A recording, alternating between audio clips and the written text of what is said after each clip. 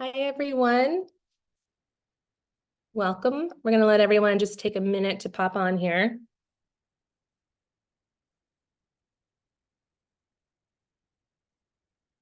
Good morning, or good afternoon if you're on the East Coast.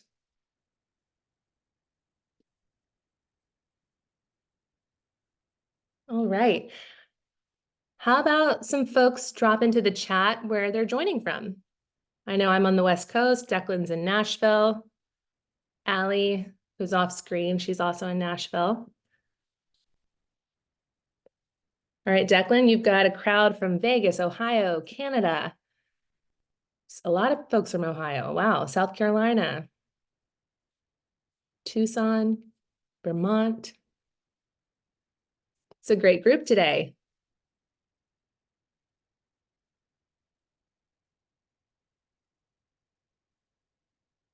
Ew, Mississippi, that's where my mom's from.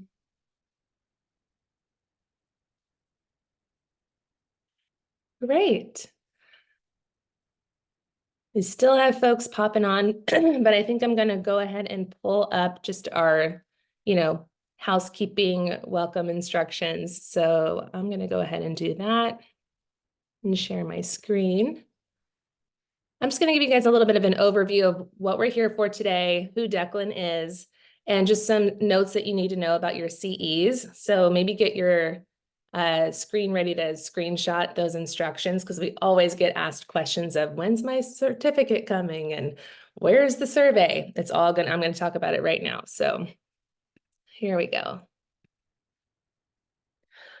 All right, just so you know that you're in the right place, this is the webinar hosted by Integrative Life Network called Understanding Intergenerational Trauma Through the 20th and 21st Century U.S. History.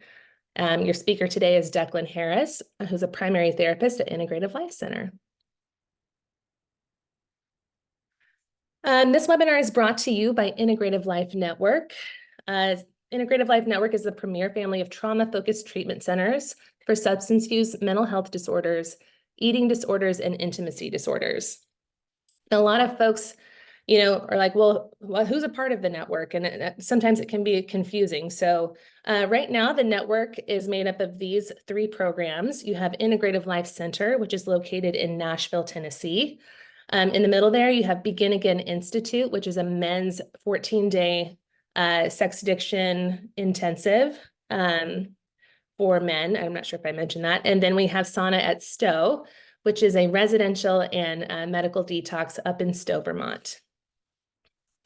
And Declan hails from Nashville and the Integrative Life Center. So he's a primary therapist there. And that's where he works with our clients. And I just want to tell you a little bit about ILC before we get started here. So Integrative Life Center is an intimate, privately owned treatment center in Nashville, Tennessee. ILC is duly licensed to treat adults struggling with mental health and substance use disorders. So we can treat both at the primary level. Our clinical superpower, that we call it, is really being able to treat co-occurring disorders from a trauma-focused perspective. ILC offers a full continuum of care. So we have residential all the way through PHP and IOP. And we also include dedicated residential services for women's eating disorders and men's intimacy disorders. You can learn more about ILC at integrativelife.center.com. And let me progress here. And then I just want to point out that ILC recently became a preferred provider with TRICARE East Humana. So we can really work with the veteran community. And we have beds available today. So if you have referrals, you can shoot those over to admissions at integrativelife.center.com and they'll get you connected with the right folks. And then this is the screen that you're probably going to want to screenshot for later, but just a few reminder for your CEs. So you, for your attendance to be registered in Zoom, you must use the unique join link in your registration confirmation email. So I don't know if you're sitting there with a friend and you're both joined from the same link, but if that's the case, only one of you is going to get credit. So make sure you use your unique join link, which should be in that confirmation email. Excuse me. You must remain on the webinar the entire time to receive your CE credit. So I like to say this is, I know, a little big brother of us, but we can see when you've joined and then when you leave the webinar. So those times are logged in Zoom, and that's considered kind of, if you were in person, that's your sign in and sign out. So just make sure you stay on the whole time. You must complete the CE evaluation, which is going to show up on the webinar end page. So when the webinar ends and when you leave, there's going to be a link to the evaluation, and you must complete that or we can't send you a certificate. So, and then if you do all those things, you join and stay on the whole time and you fill out the evaluation, only then will we send you your certificate. And we'll get those sent out no later than next Wednesday, May 22nd. Okay. This webinar is being recorded, and we'll have it available to view on our YouTube channel. We'll probably throw that up sometime next week, maybe Tuesday. We'll let you know though. And CEs are not available for viewing the pre-recorded webinar. And then we'll also send you your slides when we send you your certificate. Okay, if you have any questions, you can reach me or Allie at marketing@integrativelifenetwork.com. All right. Oops, I'm pulling up an email. I don't want to do that. All right. All right. Let's about to kick it over to Declan, but before I do, let me just tell you a little bit about our speaker today. So Declan Harris is a primary therapist at the partial hospitalization program and intensive outpatient programs at ILC. He's also an adjunct psychology professor at Belmont University in Nashville, Tennessee. Declan graduated from Vanderbilt University with a Master's of Education in Human Development Counseling, and he served for 4 years as an engineer officer in the United States Army. Declan's clinical superpower, if you can't tell, we really like that term here at ILC, but his clinical superpower is providing space for people to see the power already within them. He has a special interest in examining intergenerational trauma and how the trauma of historical events experienced by generations past can be transmitted through messaging and interactions with future generations, which is why you're joining us today and what this webinar is all about. So with that, Declan, I'm going to kick it over to you. Stop sharing my screen. All right. And it's all you. You might want to say a few more things about yourself, but. Oh yeah, no, I appreciate it, Terry. Yeah, thank you for the introduction. Yeah, thanks everybody for coming out. Yeah, I'm Declan Harris, primary therapist out here at ILC in Nashville. We're like right on Music Row. Like if you're into country music, like we're like right next to all the big recording studios. Yeah, I'm Declan. I got my master's at Vandy, so literally just down the street from where ILC Music Row is. I'm a therapist by trade, specifically a mental health counselor. That's where my training comes from, mental health side of the field. Yeah, I'm a veteran. Like working with vets. Veteran mental health, big issue that I care about, and that you'll see that theme kind of show up in today's presentation, right? Also prefaces by saying I'm not a historian. This is more me trying to square myself away professionally.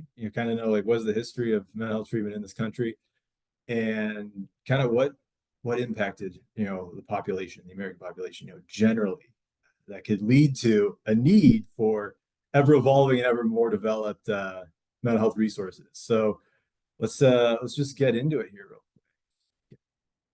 Pull up slides. Okay, classic Zoom question, but can everyone see my screen? Yes, we can see your screen. Okay, cool. Good deal. We're seeing the slides. All right, good deal. So yeah, thanks for coming out, everybody. Let's just get into it. So yeah, we're gonna talk about understanding intergenerational trauma in recent U.S. history.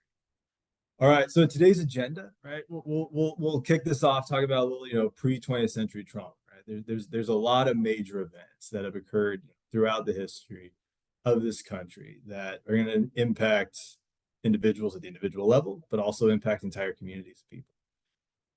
We'll talk about history of mental health treatment in the United States, and we'll also we'll talk about that in conjunction with just major events in general that were happening throughout the United States history, how those events influence the evolution of mental health treatment in the United States.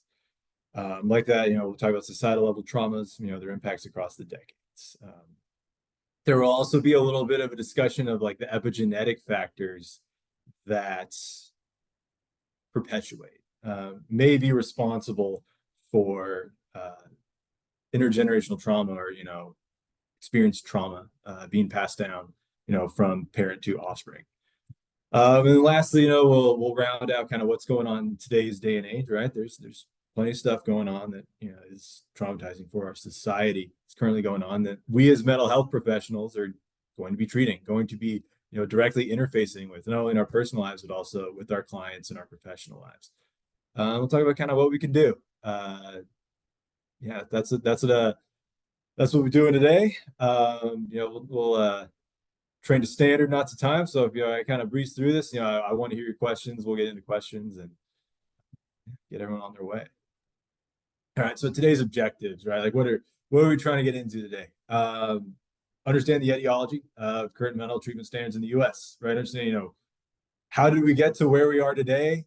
Where did we start? And what were some of the major events that impacted the evolution of mental health treatment in the U.S.?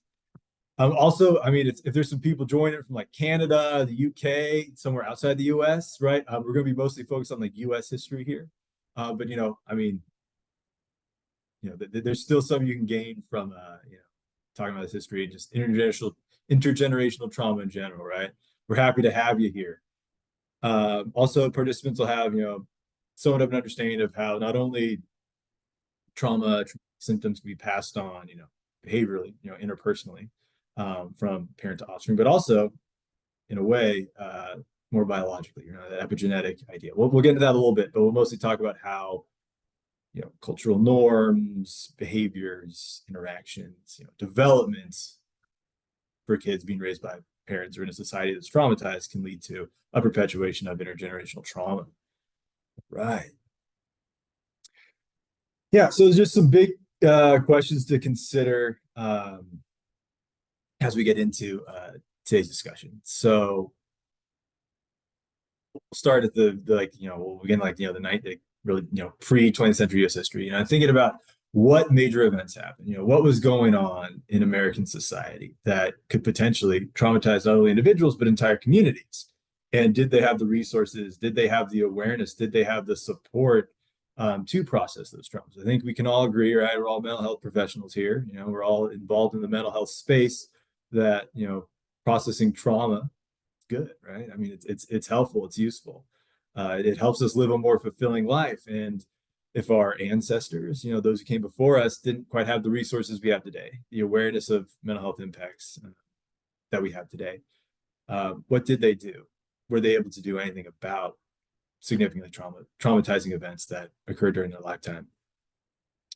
Also, how could individuals have unknowingly passed down behaviors, hypervigilance, the anxiety, being on guard, those symptoms, those traits that characterize, PTSD, post-traumatic stress disorder, to subsequent generations. And that's not to fault those that came before us, right? Our ancestors, our older relatives, right? It's not to fault them, right? But how could they have maybe passed those behaviors down, right? Not only through their behavior, but also through the messaging, kind of the world that they shaped for their offspring, the world, how they presented the world to their offspring.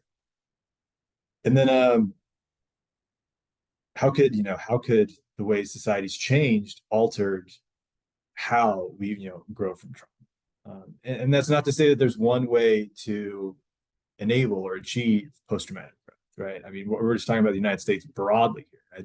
There's cultures across time and across the world that process trauma very differently. In a lot of cases, very gainfully. Well, I guess one theme we'll see here is, how does community help people process trauma, or how do strong communities protect against, the onset of post-traumatic symptoms or just trauma in general, the impacts of trauma in general. All right. So yeah, disclaimer, right? U.S. history, it's vast, it's complex.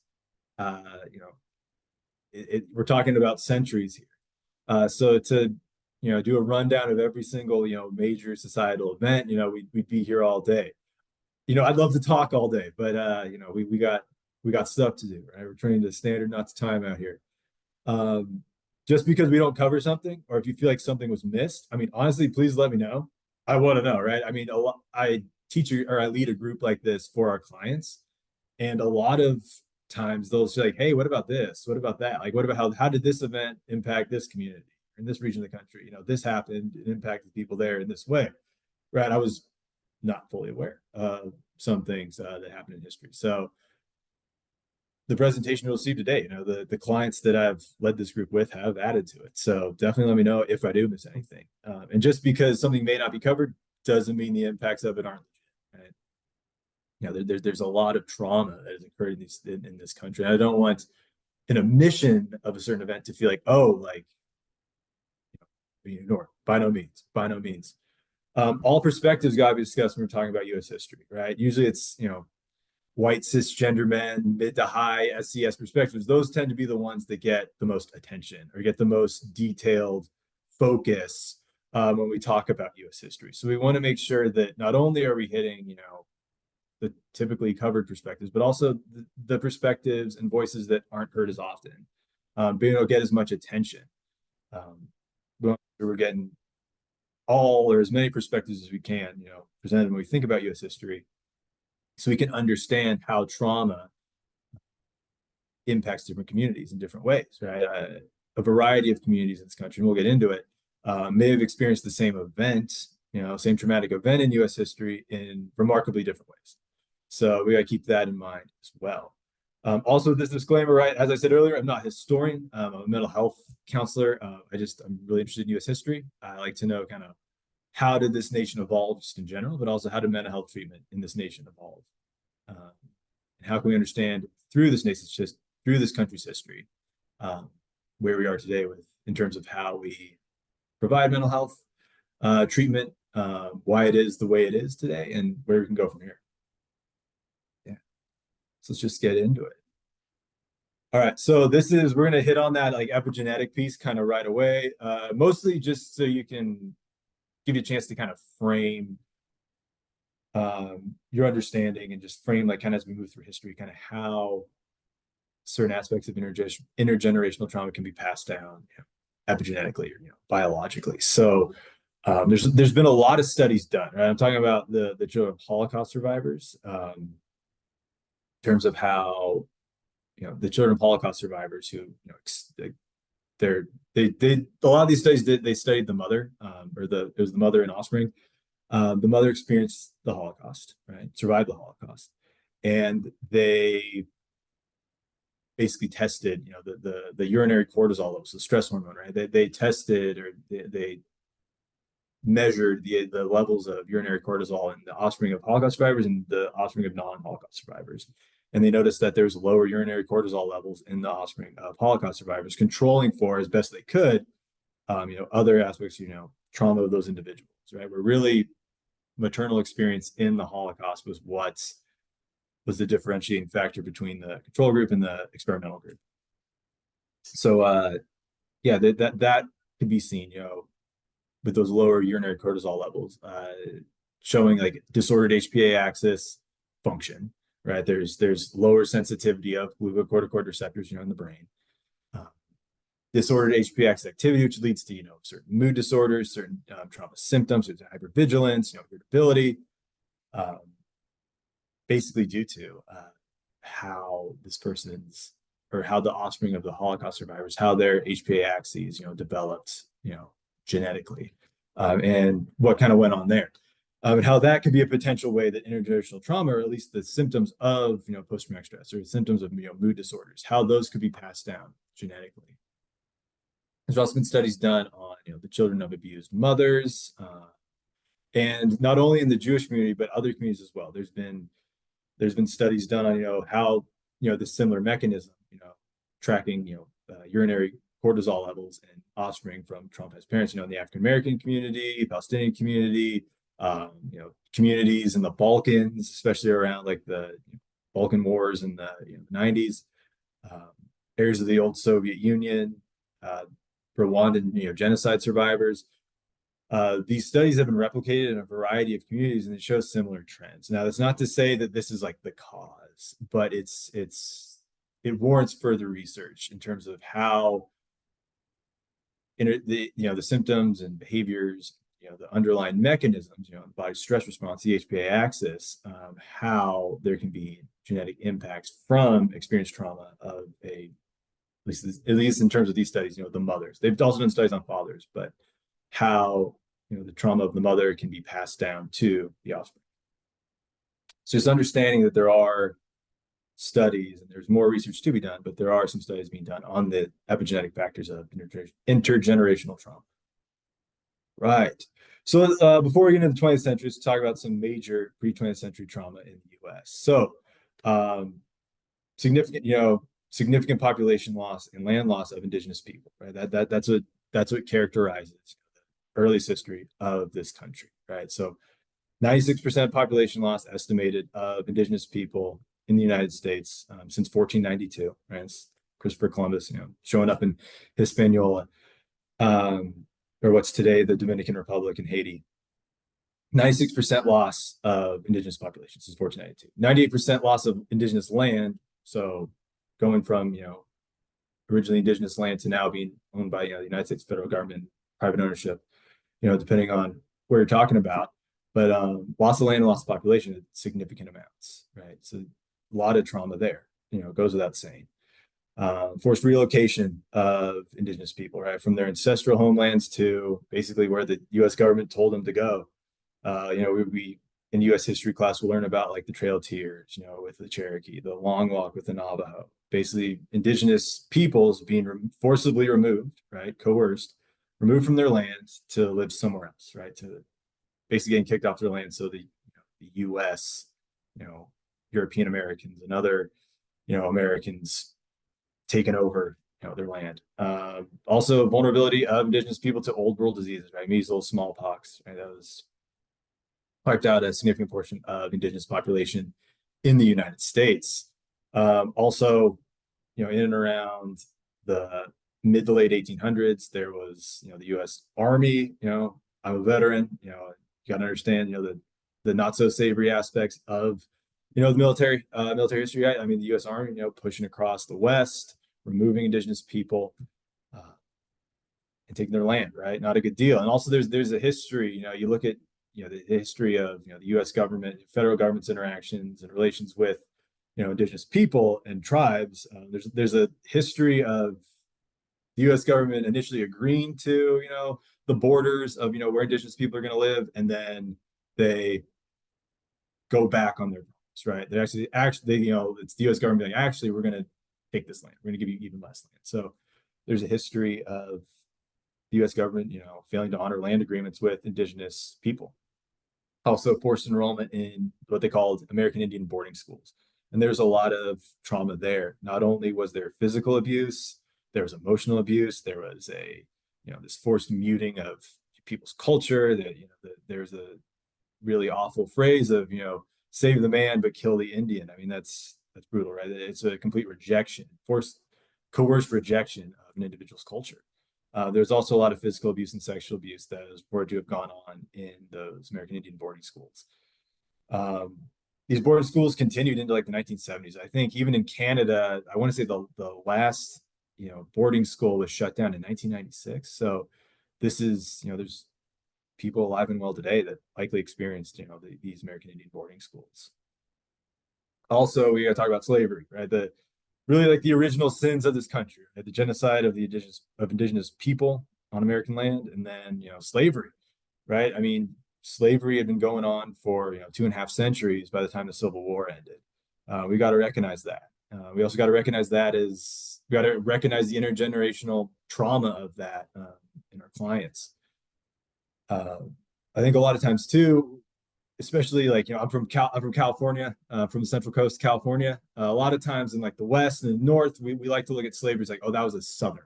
That was only an issue in the South, right? We try to cast blame or abscond from responsibility, be like, oh, that was just an issue in the South. I mean, there's slavery in the North up until the end of the Civil War. to understand that this was a nationwide issue. And just because slavery ended, right, Emancipation Proclamation, 1863, right, that ended slavery in the South, or in the, what was known as the Confederacy then, but it didn't fully end in the North till 1865. And it wasn't like, you know, it was this perfectly integrated society after the Civil War. I mean, Reconstruction went on for about a decade. And, you know, there's Jim Crow at the time, right? There was a perpetuation of the segregation and oppression of the Black community going on in the South, even after the Civil War, even after Reconstruction, right? Jim Crow, you know, really continued until like the civil rights movement in the 1960s. So you got to think about the intergenerational impacts of that, not only of slavery, but also what happened after that with Jim Crow, with continued segregation, even today, right? There still is, you know, a lot of racial tension in this country today. So thinking about the legacy of that as well. So yeah, early mental health treatment in the United States. So now we're going to get to like the 20th century. So we'll start out, see a little graphic right here, right? So late 1800s to the 1900s, or late 19th century to early 20th century. Talking about kind of the moral treatment era. So moral treatment era, what was that? So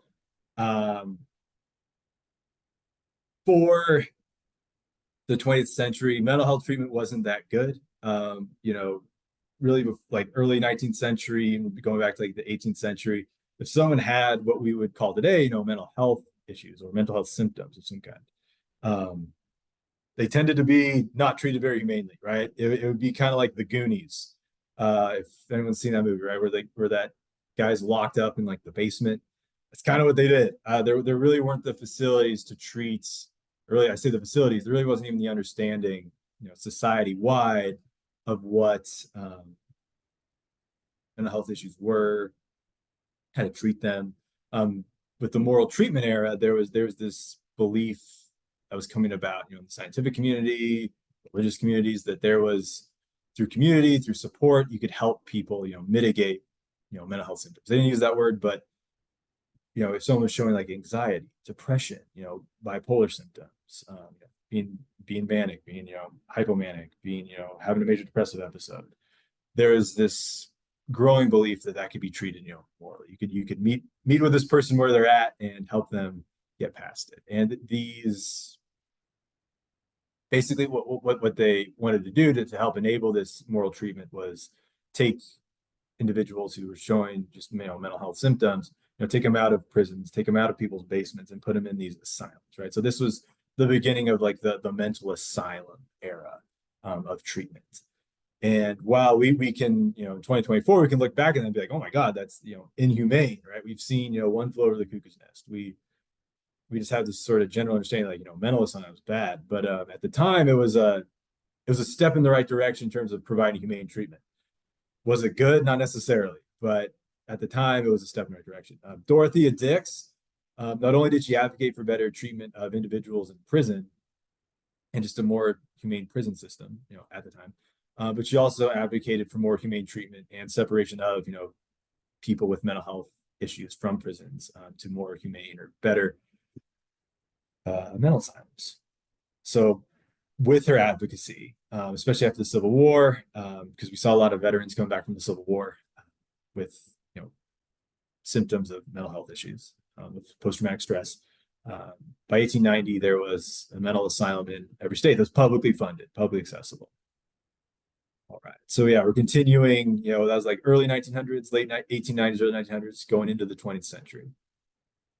All right. So mental health treatment is evolving, right? We're aware that like there's these experiences that people are having and they need specific treatment for it, right? They don't need to necessarily be punished, right? We can help meet this person where they're at, treat them as a human, help them feel better.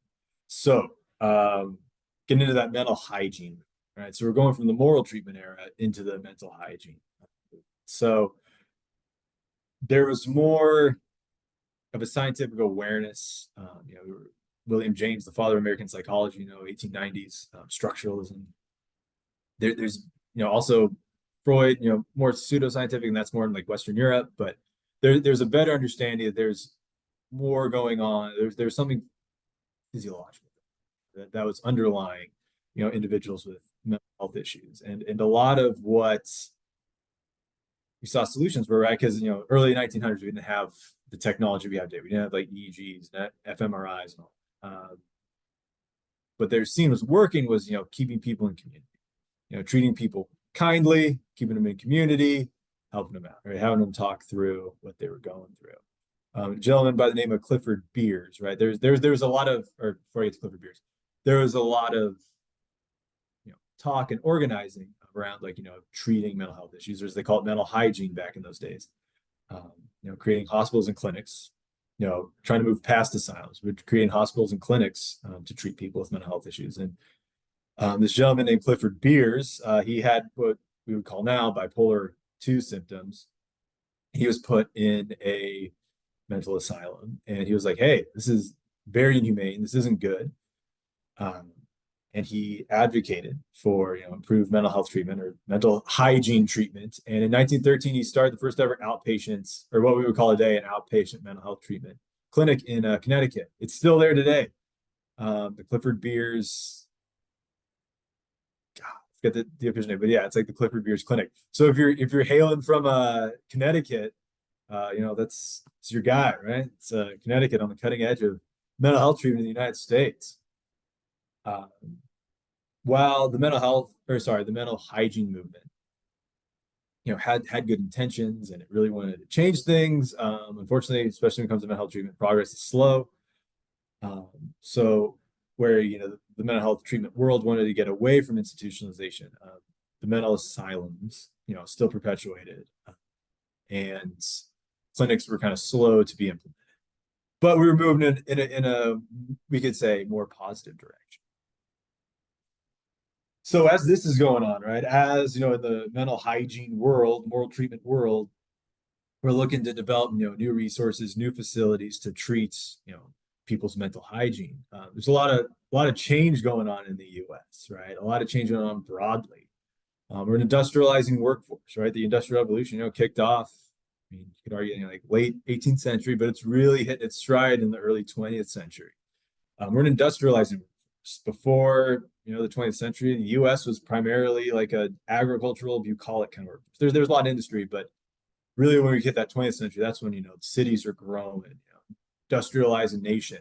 There's a lot of immigration coming from all parts of the world to the U.S. And even in those communities, there's a lot of trauma based on just their initial entry into the United States. A lot of early IQ tests, because as we're talking about mental hygiene, a lot of that kind of came from just understanding the brain and cognition in general. And with that, the development of early IQ tests, and a lot of these early IQ tests or intelligence quotient tests were used to assess, immigrants, mental fitness. And in the United States, these IQ tests were given in English, and there was no translation for people who may, be coming to this country from a non-English speaking country. And obviously, if you don't speak the language in which a test is being given, or if you're not fluent in that language, you're probably not going to get as high of a score as would be reflective of your capabilities on that test. So a lot of early IQ tests were used against immigrants from these non-English speaking regions of the world to be like, oh, like they're not mentally fit. And the term they used was innate mental inferiority. I mean, and that's not good. And that was used to justify discrimination and institutionalized oppression of a lot of individuals, immigrants from these non-English speaking parts of the world. There's large influxes of immigrants from East Asia, Southern and Eastern Europe, so it's like Italy, the Balkans, and Latin America. There's also immigration into the U.S., but also migration within the U.S. There's a lot of new industrial jobs that paid pretty well. Especially in a rural area, people move, right? People to more industrialized areas, and that was really catalyzed by the onset of World War I. The U.S., declared war against the German Empire in 1917, right? But at that time, the U.S. military was really small, right? We had a very strict constitutional understanding of the military. Right? In the Constitution, it says basically Congress will provide for a Navy, so we'll always have a Navy, but we'll raise an army in times of war. So before World War I, we weren't in time of war, so the army was really small. So we had to basically build up this huge land army in about a year. And with that, you got to supply people, right? You got to, toot the tail. So we basically had to supply this huge industrialized army, and that led to a huge influx of industrialized jobs, throughout the country. Also, before and during, that large, influx of industrial jobs, there was the U.S. industrial workforce was not a very safe place to be. There's a lot of workplace accidents, right? We look at Triangle Shirtwaist, right? There's a fire in the textile factory in New York. The women working there, basically, they got locked in, right? The bosses just locked them in their workstations, right? And fire happened, and they couldn't get out, right? That was tragedy, really sad, but which led to increased workers' rights, workplace safety requirements, bloody December, a coal mine explosion, poorly regulated, very much like maximize productivity and efficiency, which led to a lot of coal mine explosions, lack of safety concerns in the early 1900s, right? A lot of unfortunate deaths that occurred in the coal mines, in the Appalachian regions and also in Colorado of this country.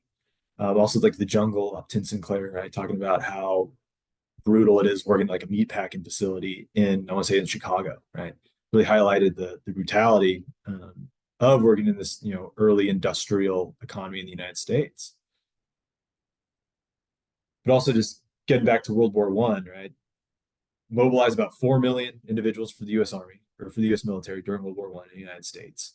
With that, a lot of men left the U.S. to go fight in Western Europe, and a lot of them left industrialized jobs. So a lot of women filled those industrial jobs, and produced military supply for the war effort. And we see some trauma there by you guys coming home, right? Who have been fighting World War I, right? Absolutely brutal war, industrialized war, coming back with shell shock.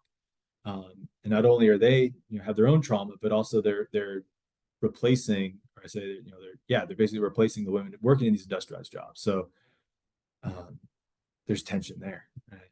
So there's some societal trauma going on there. So now we're moving on here. Just gonna move this real quick so I can see. Mental hygiene, creating more clinics, creating more humane treatment for individuals, right? So there we go. Okay, so we're gonna go from 20s to World War II. So obviously a lot of societal problems going on here, right? We know that this is going on with the background of a desire, right, at least to have more humane mental health treatment, right? Getting away from those asylums, getting more to those clinics, right? We look at a variety of other problems going on in the U.S. in that early part of the 20th century. World War I vets coming home with shell shock. Like I said, an industrialized war. A lot of people dying in very brutal ways, right? And just artillery rounds impacting trench systems, right? Mustard gas, right? World War I started with horses and ended with airplanes. The Spanish flu pandemic, right? We were all here for COVID. The Spanish flu was, equally deadly, right? That happened, not only after this major war that was unprecedented at the time, but now all of a sudden there's this huge flu pandemic that's going on. It's wiping people out. First Great Migration of African Americans from the South to more industrialized parts of the North and West. People leaving, where they, their ancestors had lived for, probably centuries, moving to more industrialized parts of the U.S. And it's not, a lot of times they, they were leaving, the Jim Crow South, and, they went north or they went to the West and things were perfect. By no means. There's still a lot of segregation, a lot of racial tension in those parts of the country between, white Americans and Black Americans. Also with, they want coming back from World War I, right? The nation called on all of its people to help with the war effort, which, empowered people and empowered civil rights movements in the 20th century or in the 1920s, I should say. Right? We saw, some victories with the 19th Amendment being passed, right? Women getting the right to vote. But we also saw some less savory aspects of this country's history, right? The KKK, came back in stride in the 1920s. And there was a lot of racial tension in the 20s, to say the least, right? We see that, manifesting in the Tulsa race riots, right? They burned down Black Wall Street in Tulsa, Oklahoma. Think about the trauma experienced by the Black community, in Tulsa at that time, but also how could that be passed down? What message was being sent to Black Americans, in the U.S., whether they're still in the South or they were migrating to other parts of the country? We got to think about kind of the messaging and experience with that. Also in the 20s, right? Prohibition made it illegal to, transport and, create alcohol, right? Alcohol is bad, right? The individuals alive at this time were getting the message that alcohol is a no-go. That I want to say that was the 18th Amendment in 1919, and then it wasn't 21st Amendment didn't, undo prohibition until like the mid 30s. So yeah, I mean, for about a decade and a half, alcohol was illegal, it was banned, right? It was this clandestinely produced, taboo type of topic, right? And now we look today, alcohol is, widely consumed. So think about the messaging around substance use addiction, right? What's going on there? We'll close it out here, this part of the, 20th century, not only the Great Depression, right? 25% unemployment rate at its height. People losing jobs, a lot of uncertainty there, but also the Dust Bowl. People who've been living in rural, bucolic parts of the U.S., having to uproot and go west or go somewhere else, go to an industrialized area. If you've read Grapes of Wrath, John Steinbeck, that's what that book is all about, right? A family leaving Oklahoma to go to California, the Central Coast. Also, that's where I'm from Monterey County, California. Yeah, so if you're from the Central Coast, let us know in the chat. Yeah, that's what's going on in the early 20th century before we get to World War II. Good thing to think about here is, think about all of this uncertainty, major shifts in our society. Not only, socially, but economically, politically, all of these shifting changes in our country's history, and, the mental health treatment available for those experiencing, mental health symptoms from these changes, from these adjustments. What's available to them, right? Right now, they have these like few and far between clinics, but for the most part, if someone expresses or experiences mental health issues, they're getting put in asylum, they're getting institutionalized. Just think about what it would be like to experience these traumas and have a lot of resources to deal with trauma or stress that you'd be experiencing because of them, right? I think we can all agree that whether it be, returning from World War I or losing your farm in, the Midwest to the Dust Bowl, that would be a traumatizing, challenging experience to have to deal with. All right, we can't talk about mental health treatment and the evolution of mental health treatment without talking about World War II. I mean, we can't really talk about the evolution of U.S. history without talking about World War II. So kind of earlier on, you had a lot of so kind of to set the stage, especially when we talk about mental health treatment as it relates to World War II. Before that, a little context, the Bonus Army March in 1932. That was a bunch of World War I vets who likely had shell shock from their time, on the Western Front. They didn't get paid. The U.S. government, for the most part, did not pay individuals who went and fought World War I. They didn't pay them directly. They gave them a bond that was going to mature over 20 years. So imagine you go uproot your life for, a year and a half, 2 years, and with the promise of being paid, and then you come back and they're like, hey, we gave you a life cycle fund. You can cash it in 20 years, right? You'll be able to get some money from it in 20 years, right? The bonds were due to mature in like 1945. So that's not very fulfilling. So there was some tension there from World War I vets. Like, hey, we want to get paid. And it was in 1932 when, the height of the Great Depression, where these gentlemen were like, hey, we want our money, right? We want to be paid for the service we did, right? We have trauma, we have a hard time finding a job in general because of not only our trauma, but also our physical symptoms from fighting in a war, right? So that sort of gave an example of what untreated trauma in the veteran community can look like in the U.S., right?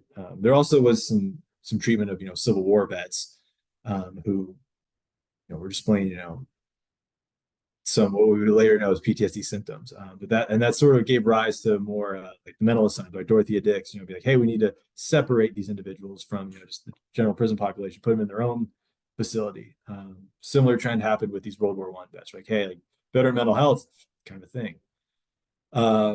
And going into, World War II, psychiatrists, on the front, whether it be in the Pacific or it be, in Europe, or North Africa, what psychiatrists are seeing is that brief interventions, dudes who are, coming off the line, right, coming off the front line of troops, going to these hospitals, right, who are showing, combat fatigue or combat stress reaction, their morale, their mood tend to improve with community-based interventions, right, like talking to other people, right, other service members, talking to psychiatrists, but also brief interventions as well.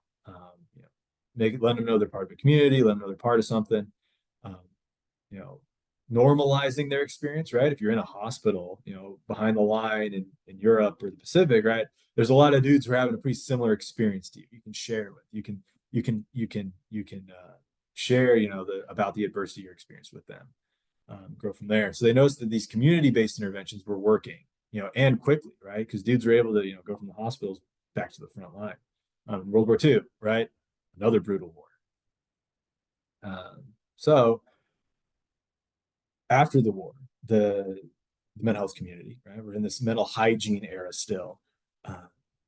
They noticed that there's a lot of returning vets with combat fatigue. That's what they call it at the time, combat fatigue and combat stress reaction. And the question was, what are we going to do with these individuals, right? How are we going to treat them? Are we going to send them to these mental asylums, right? These World War II vets who, defeated Nazi Germany, defeated Imperial Japan. What are we going to do, right? Are we really going to throw them into mental asylums? So yeah, like there was this feeling, among the ever evolving, mental health treatment world in the U.S. That how are we going to treat these World War II vets? What is going to be a better solution for them than just putting them in a mental asylum? So that's in the conscious of everybody. Also, like the psychological world's evolving as well. We're starting to see like how human behavior, people may engage with other people or may make decisions that seem counterintuitive or seem, immoral, right? With the Milgram experiment, showing that people would obey authority figures and do, pretty bad things. Also with the Ash experiment, the conformity experiment, people will just go along with the crowd because they just feel safer by just, conforming. But as we, get out of World War II, which was a huge trauma, right? We're talking millions of, I would say 8 million individuals were mobilized in the US to fight World War II. So we got millions of people returning, hundreds of thousands of vets returning from, whether it be Europe or the Pacific with what we called combat fatigue. And they're coming from a place where they had a lot of community back to the US, right? Back to just everyday society. So we got to think about that transition as well. Suburbanization of the US, right? White communities, white people leaving, urban areas going to the suburban areas, right? We're drawing that cleft in, racial integration in the US, right? A lot of the white population is moving to suburbs, while Black population and, non-white population are staying in more urban areas in general. Red Scare, right? Fear of communism. Also, as mental health treatment is evolving, DSM, first edition gets published in 1952. It was not perfect, right? When's the DSM ever going to be perfect? But it was the beginning of knowing an understanding of how to treat mental health issues, right? Understanding, what's the etiology of them, what are the symptoms, and within that, backdrop of that, talk about mid 40s, mid 60s is, the civil rights movement is kicking off, right?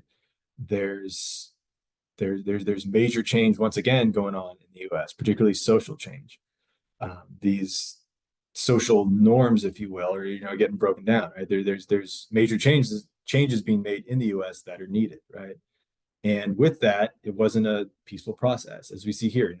Little Rock and High, right? We can use this as a case study to see like how there was a lot of friction, within the U.S., whether it be between white community, Black community, whether it be between wealthier people, less wealthy individuals, men, women, right? There's tension. There was a change in the social fabric of the U.S. going on at this time. Also, the assassinations of major public figures, right? Martin Luther King, JFK, right? Getting assassinated. Like, how does that make a society feel about their safety? about, being an individual who speaks out. Think about how that could traumatize or that could cause stress within a population. Right.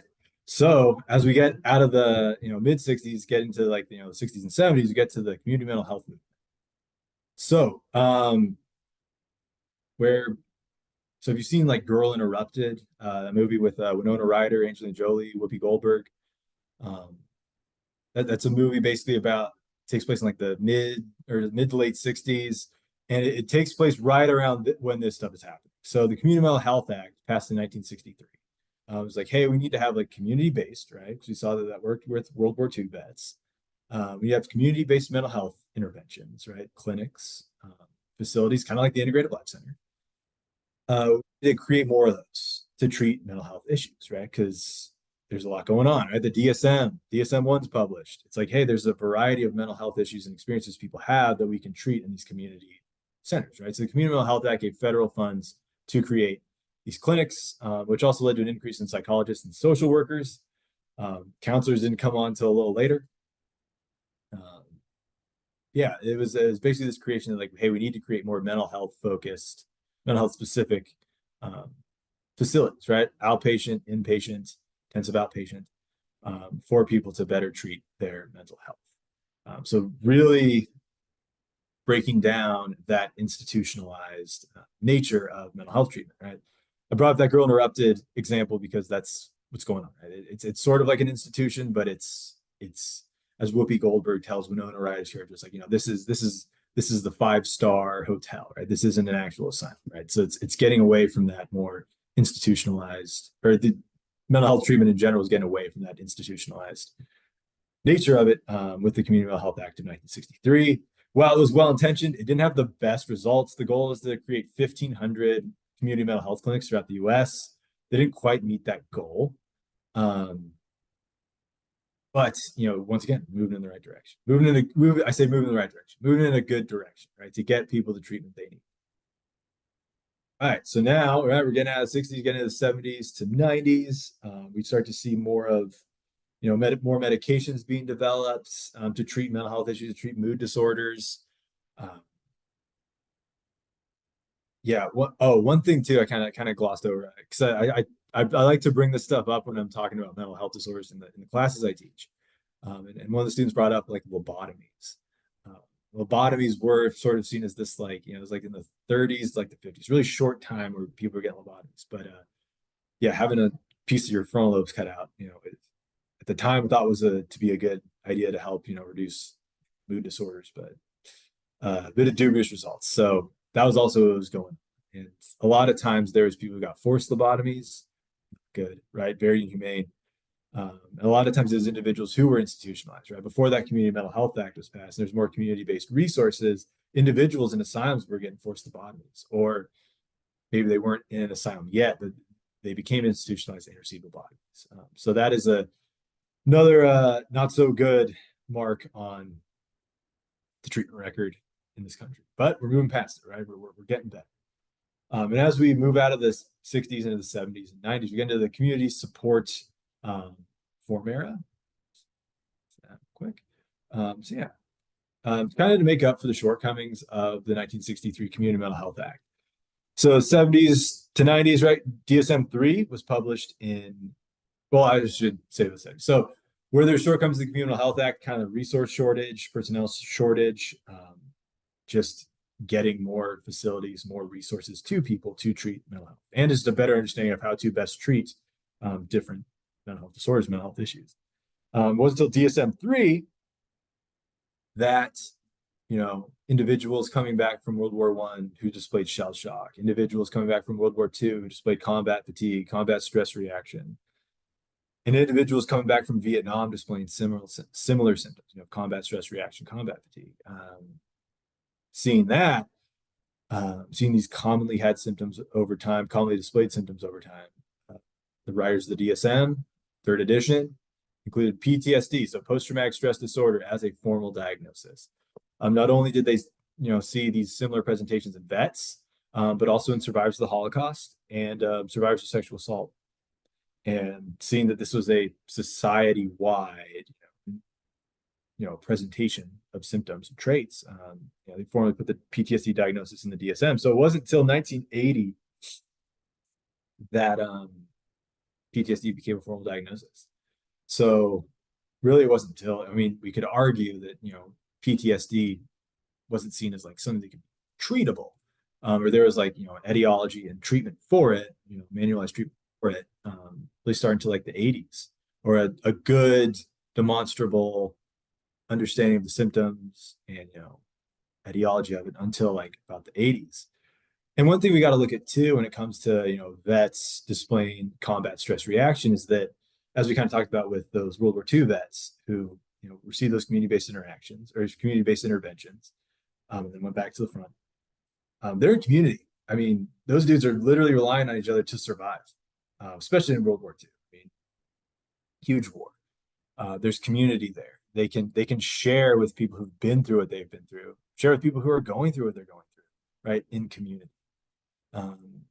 Same thing with, individuals who, fighting in Korea, fighting in Vietnam, right? They can be with, when they're over there, right? They can be with people who are going through the exact same thing they're going through. What we see, or, what we can talk about with an exacerbation of these PTSD symptoms is when individuals come back, the community's gone, right? They're surrounded by people that are going through the exact same thing they're going through. And then they come back to the US. And sure, they may be living on a base with other people in the military, but it's not the same thing, right? And a lot of people maybe they're with, maybe they never see again. Maybe they're in different units or something like that. What they say about World War II vets is they came back on boats, so they had time to kind of process, in the days or weeks it took to get back on boat. But Vietnam veterans, they came back to the US on planes. Sometimes it was like individually they would come back. They didn't have anyone to process with. And where the World War II vets, had more of a heroic and lionized depiction of them, Vietnam vets, didn't receive the same thing back at home. So you got to think about what it was like to be those Vietnam vets coming back with what was known as combat fatigue then, which in the 80s would be called, PTSD, what it was like to come back, where you had community supports, thousands of miles from home to come back to society where, maybe you didn't feel like you were being looked at askance. Maybe you were, but it's just that community's gone, right? You have these symptoms, you feel different, you're back home, but you don't feel right. What that had to have been like, and why, treating trauma in vets is, such a big deal, right? It's such an important thing to do, and just treating trauma in general, right? Not only veterans, but also individuals who are traumatized, right? Knowing that it's experiencing something like I feel different. I'm afraid of things maybe I wasn't afraid of before. Meeting them where they're at, get them the treatment they need. So yeah, also traumas as well. The 80s and 90s, right? We not only see the war on drugs, or an increase in incarceration based on change in policies of how drugs were classified and what drugs were once legal are now illegal, right? We see an increase in incarceration rates, starting in the 70s and in the 80s and 90s.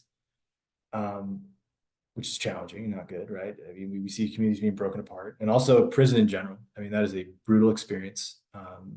I did my internship at a place called the Dismas House in Nashville. It's for gentlemen who are released from incarceration, right? It helps them transition back to society. They might spend a year there in prison. They might spend multiple decades in prison. Right? It's a brutal place.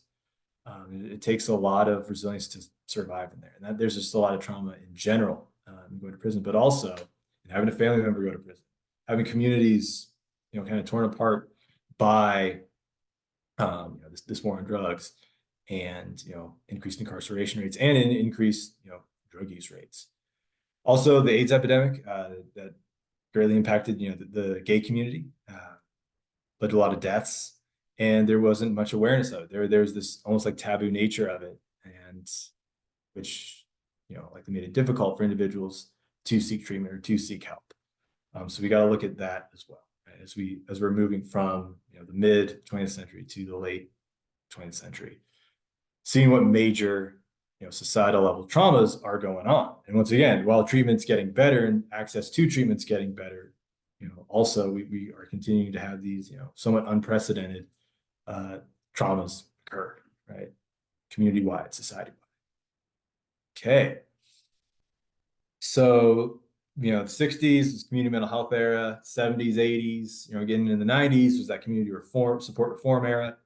Then we added more nuance to trauma and mental health treatment, getting in the 90s. So Judith Herman, in 1997, published Trauma and Recovery. Really before she published that book, once again, and sort of like kind of like I was kind of saying earlier, right? A lot of times PTSD was seen and trauma was seen as this thing that was experienced in like a combat zone. It was experienced in a war. And while, as far as the Holocaust or, sexual assault survivors, or just survivors of interpersonal violence, right? The recognition of their trauma was sort of tamped down. It was Judith Herman, when she published Trauma and Recovery, really brought up how it's like, how traumatizing is it to experience a trauma where you live, for maybe even from people who you regularly interact with. How do you, integrate into society? How do you deal with that? How do you overcome that? And she added more nuance and a deeper, more humanistic understanding of recovering from trauma with her book, Trauma and Recovery.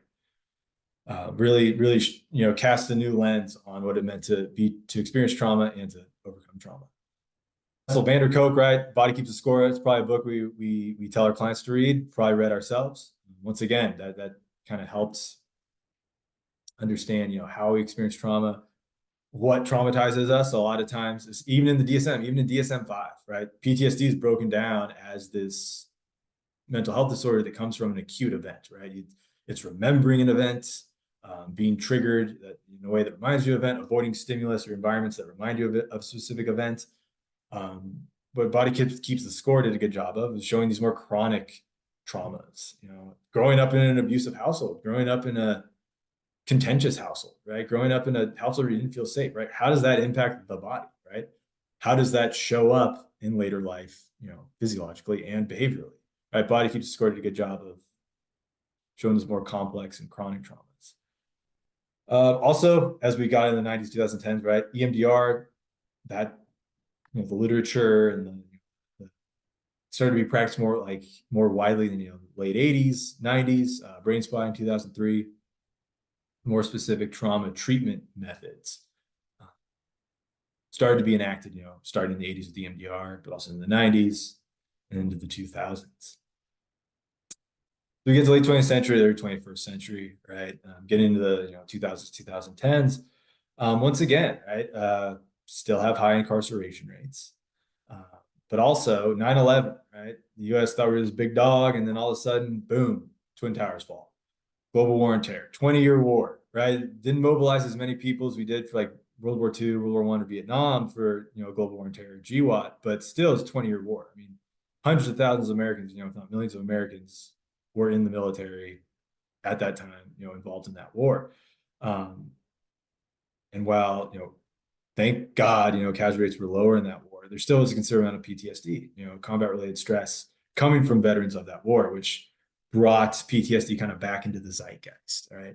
Also kind of affiliated with, like more of a combat-related, environment or event, but still, brought awareness of PTSD back into the mainstream with the global war on terror. Also at home, and also, giving support to vets, right? I mean, we have a lot of traumatized vets, and it's knowing that sometimes the trauma isn't just something experienced like in a combat environment. It can be, like I said earlier, coming back to a society where you feel alienated, you don't feel like you fit in.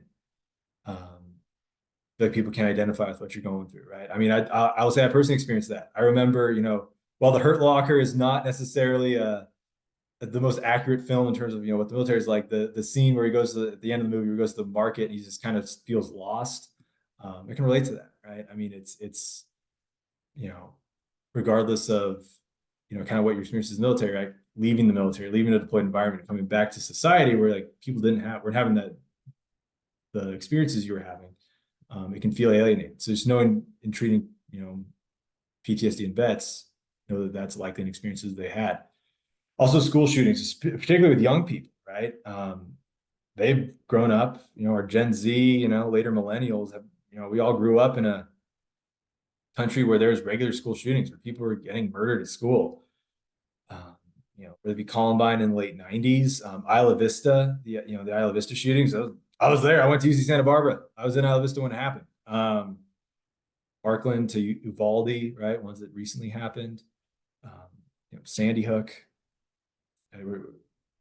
We've, the young people in our society, maybe they didn't, maybe they experienced a school shooting, maybe they didn't. Also, Covenant happened in Nashville, 2023. Maybe they weren't directly, maybe they didn't directly experience a school shooting, but I mean, they probably have done school shooter drills. Probably aware of that. I mean, they hear about how their peers are getting killed at school. I mean, you got to think about the trauma that's going on there, the stress that's going on there. Police violence, right? Whether it be from, Rodney King to George Floyd, right? Police violence, particularly against, communities of color, right? Particularly against Black men. Think about the trauma there, the messaging that's being received. Also social media, smartphones, the internet. While I mean, that's great. It's a great invention by humankind, right? It can also exacerbate mental health issues. And we'll get into that in a second, right? Also, suicide rates have increased in the US since 2000. Keeping that in mind as well. Think about the trauma there. Maybe knowing someone who's completed a suicide, knowing someone who's attempted, maybe being someone who's attempted. Think about the trauma there. So now we're getting into the day, and we're getting a little short on time, so I'm going to go no huddle through here real quick. All right, yeah. So what's going on today, right? So we talked about social media, right? There's plenty of literature showing that social media is, or wait, I think that's the next slide. Yeah, or no, sorry, we're good. Yeah, that social media, has exacerbated some mental health issues, not only in adults but also in kids, right? Increase in eating disorders, increase in anxiety levels, depression levels. Also COVID-19. While different regions of the country had different responses to COVID, I mean, there's a lockdown period kind of no matter where you were. Some places locked down more than others. Think about the impacts there. Being with your friends, people one day to now you're living at home, kind of locked down, right? There's this virus. We don't really know what's going to happen, what it does to people. So you need to stay away, right? You need to isolate yourself. Thinking about the impacts that had on people throughout the lifespan, right? Kids who are learning how to socialize, right? They basically had to spend at least a year or so, depending on where they're living, kind of stuck at home, right? They missed out on those prime socialization years. People working jobs, maybe they got uprooted, maybe they had to go online. That's more of an adult consideration, but think about how that shook up their world, right? Maybe we knew someone who had COVID and passed away. Maybe we had COVID ourselves and it was very scary, right? Economic adversity, I think that's a common theme across U.S. history. There's, considerable economic stress that people are experiencing today. Also wars in Gaza and Ukraine. While, we're talking about U.S. history, those are still going on. We still have, with social media and the internet, we have a very good idea of what's going on over there, how that can, cause stress and trauma for people in those communities, right? Who identify with, the people, and being directly impacted by those wars.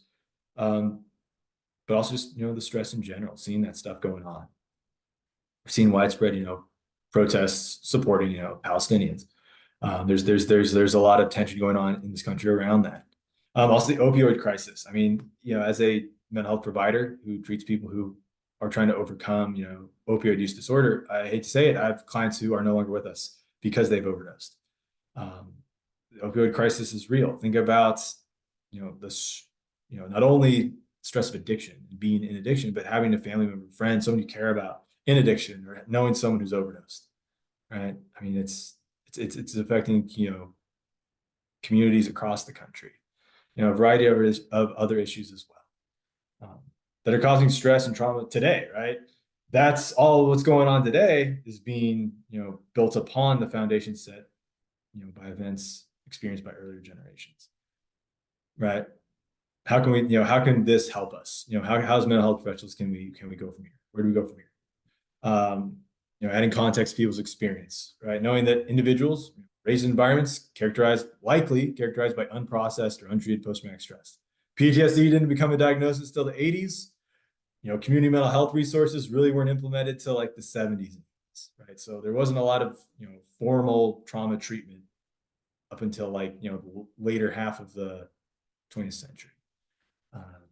Social media, right? I mean, that's sort of like one of the more insidious aspects of today's society, right? That's exacerbating mental health issues, across the board, across demographics, whether it be, increased mood disorder, eating disorder symptoms, right? Just creating stress, traumatizing, exacerbating trauma symptoms, if you will, by increased social media use. There's a lot of literature that bears that out. Also, just in general, depression and anxiety rates have increased among young people, right? Young people being, ages 18 to 24, right? Younger people feeling less happy, right? Not a good deal. How much of that we could look at is, how much of that comes from their predecessors? How much of that comes from their current experience? How are they're gonna pass that on? How is their resolution of depression and anxiety symptoms going to be passed on to their offspring? What messaging are they going to have around that, around treatment? How are we going to pass that on to our offspring? What can we do as mental health professionals, right? Vote, right? While we talked about a lot of traumas and challenging experiences that this country has had over time, we also saw a lot of the victories and a lot of the positive changes, right? Whether it be civil rights movements, understanding trauma in a more nuanced way, understanding treatment in a more nuanced way. Vote, right? You can vote, you can make change. Encourage community engagement, as we saw, right? There's a whole shift in understanding mental health treatment when we saw like people heal better in community. When they can identify with the people around them, whether they go into the experience knowing they can identify with the person or finding out that they actually identify with people more than they thought. Community interventions work well, right? That's group counseling. No common clients may stem not only from their personal experiences, but from the experiences of their parents, grandparents, ancestors. Not only, as we talk about that epigenetic principle, but just how the world they were raised in, the messaging they received, how they interpreted the world around. And also just offer accessible services, right? If you can, right? I'm not saying everybody should be a sliding scale, practitioner, but if you can offer sliding scale, offer sliding scale. If you can offer pro bono services, do it. Group counseling, right? That's a good way of kind of mitigating the cost of the individual level to still get that community benefit and that individual psychotherapeutic benefit, right? Raising awareness, providing accessibility. All right. I go by the name of Declan, veteran, mental health provider, professor, American. I believe in this country. I think we can, as mental health professionals, we can create a lot of change. I appreciate your time. I appreciate you coming out. Please let me know if you have any questions or comments. Awesome. Thank you, Declan. All right. Gosh, you are right on time. Bravo. We do have a few questions that came through, and so I'm going to just take we're going to take the next 15 minutes to get through as many as we can. And whatever we don't get to, we have a couple options. We can either film a follow-up that addresses those questions, or if there's not enough for that, then maybe we'll just include them in a blog post or something like that. So Declan, and you guys you should have a slider if you want to make the slide smaller and kind of bring up Declan's face here. But I can stop it. Yeah. Okay, cool. Yeah, I got you. There we go. All right. All right, Declan, I'm just going to fire these off to you. So our first question comes from Charlotte, and this was earlier on in the presentation, so you probably did touch on it, or maybe you didn't. I can't remember. But she asks, please continue to elaborate how trauma continues to affect the lives of the elderly. Yeah. I mean, so I hear that sort of like it's someone with, post-traumatic stress disorder, formerly diagnosed, or just post-traumatic stress. I mean, I'm not an expert on that more like gerontological aspect of treating PTSD or just long-term symptoms. But when we look at untreated trauma, just, in general, higher cortisol rates, right? Like higher, when people are chronically stressed, we see like the physiological symptoms, whether it be like increased inflammation, higher rates of coronary heart disease, lower, immune response. If someone goes most of their life, right, goes decades, right, to the point where they're, older in age with untreated trauma, you got to think about all the times those physiological symptoms have to, get worse or to not seek resolution. And also just untreated trauma in general, we can talk about the physiological side of things, but also like that mental, somatic side of things as well. I mean, like what someone believes about the world, right? Like if they're avoiding certain stimuli, certain situations, certain people, because like, had a traumatic experience there, got to avoid it, right? How are they moving through the world with that trauma being untreated? How do they move through the world, throughout their life for multiple decades, without engaging in the world in a certain way, right? And we could argue that that may not be the most fulfilling way to live. Not treating trauma, avoiding certain stimuli, avoiding certain situations, on top of the physiological symptoms that characterize untreated trauma and chronic stress. So I guess it's the shortest way, I kind of rambled there. That's the shortest way to answer that question, as far as I know, right? Once again, I don't really work with elder people, but yeah, I mean, just thinking about the multiple decades of this untreated trauma, compounding on itself, and keeping that in mind when dealing with older individuals. Yeah. Ellen says that this is more of just she says a curious thought, but she wonders about the effects of, probably she means on the fetuses of Holocaust women. So, what are the effects of someone experiencing trauma? What are the effects of the life in the womb? Yeah. Not totally sure the like a lot of details on that, but I mean, if a mother, right, and also a lot of those studies were like mom experienced the Holocaust, and then after World War II, once Holocaust had ended, then they had a kid, prematernal trauma, prematernal trauma.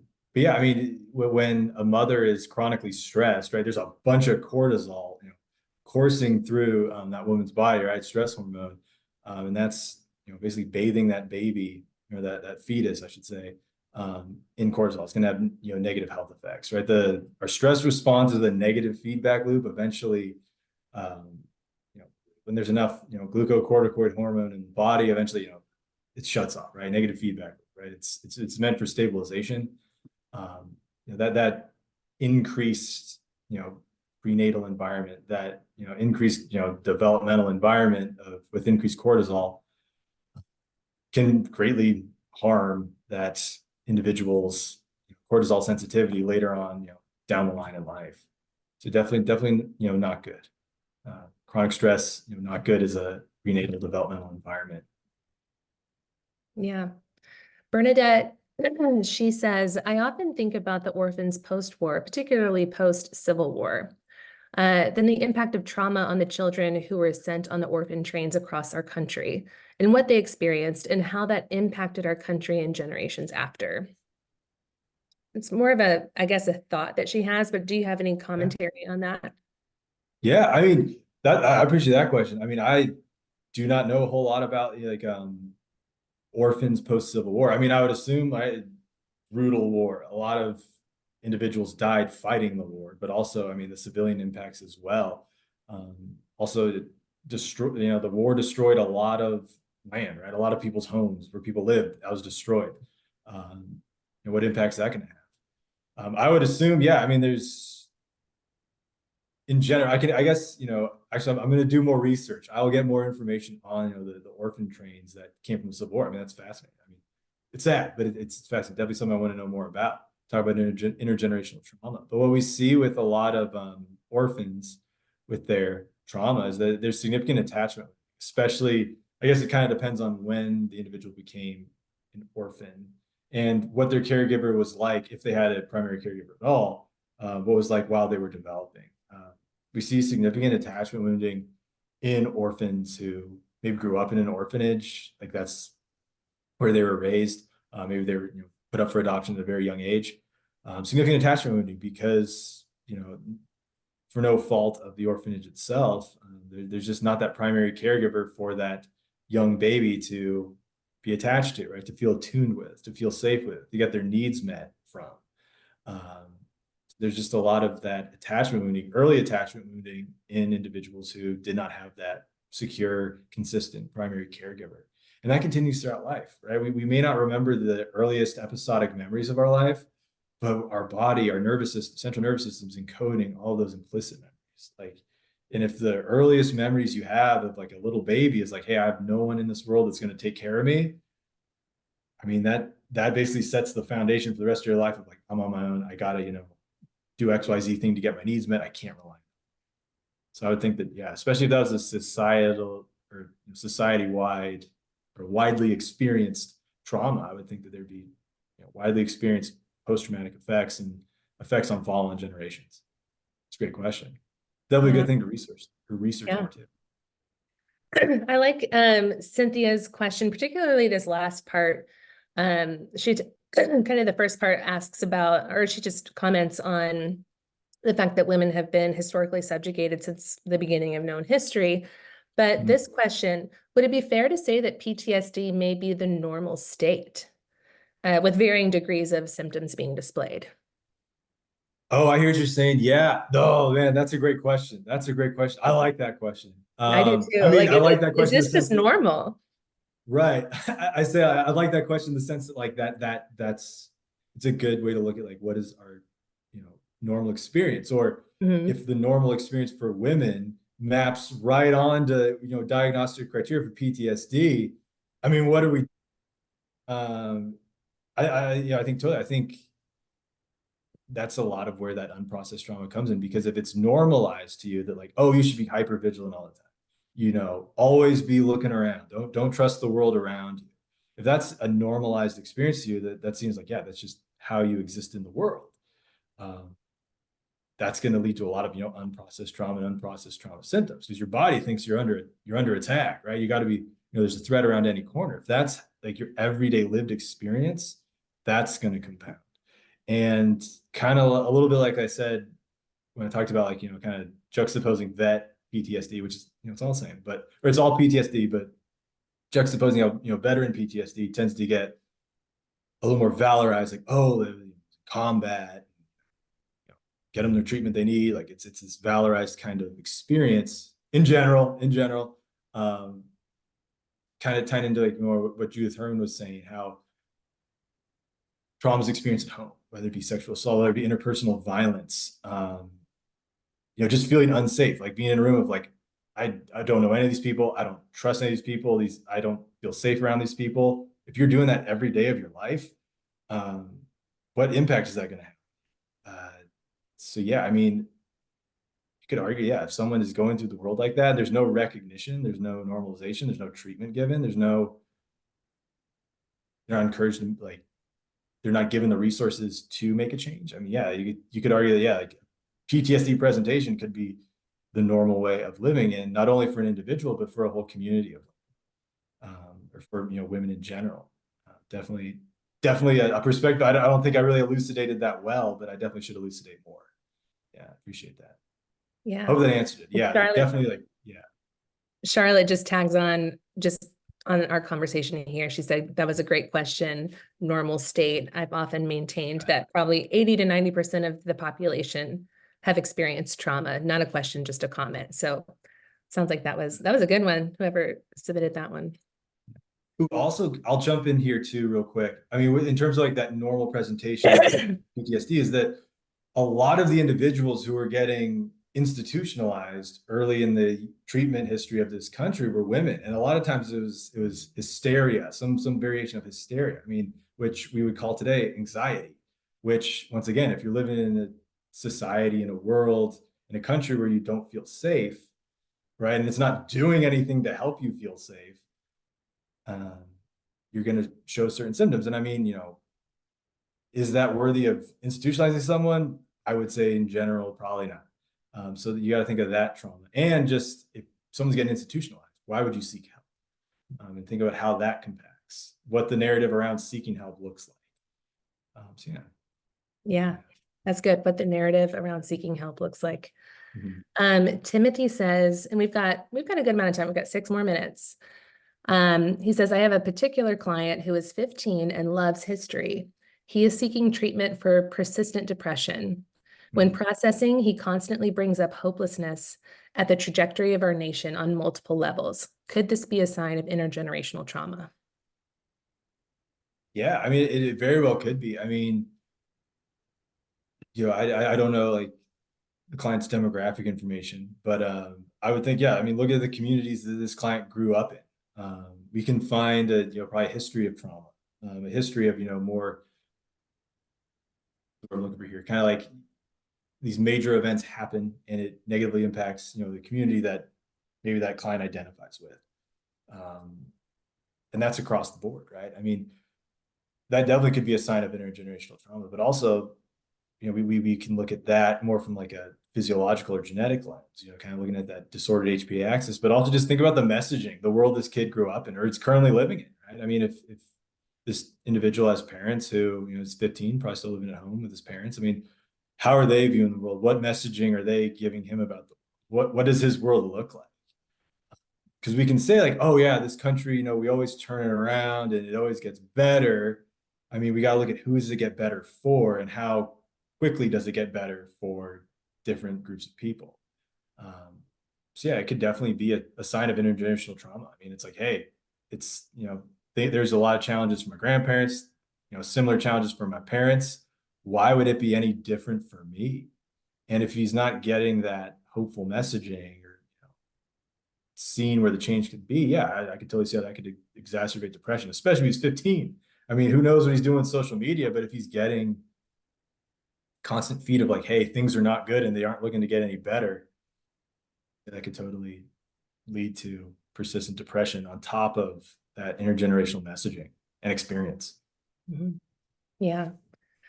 All right. Last question that's in our little Q&A panel is from Bradley. And he says, any work, either clinical or research you particularly like that considers societal wellness and individual wellness in clinical care? Any research that you like to pull from? Yeah, I'm trying to think. Rachel Yehuda, prominent researcher, actually quoted a lot of her stuff in here. She does a lot of good like intergenerational trauma research, like at like the genetic level, but also she also, you know, pushes for more like, you know, like how do we solve this? You know, what individually can you do to you know, help mitigate, you know, these post-traumatic symptoms. Also, that's more from like a, you know, a literature review kind of standpoint. Also like Dr. Judith Joseph, she's a psychiatrist at Columbia. She does a lot of research around high functioning depression. But with that, you know, where she, you know, she and her team are publishing, you know, like pretty dense literature. They also provide more accessible like solutions. Like how do you overcome, how do you recognize, you know, high functioning depression, which she presents that through an intergenerational lens, or a lens of intergenerational trauma of how these symptoms could show up for you. You may not be able to put your finger on it. Like, why am I feeling this way? She does a great job of, you know, sharing how, you know, depression, post PTSD could be experienced through an intergenerational lens and what you can do to not only recognize it, but to, you know, treat it going forward. So yeah, Rachel Yehuda and Dr. Rachel Yehuda and then Dr. Judith Joseph.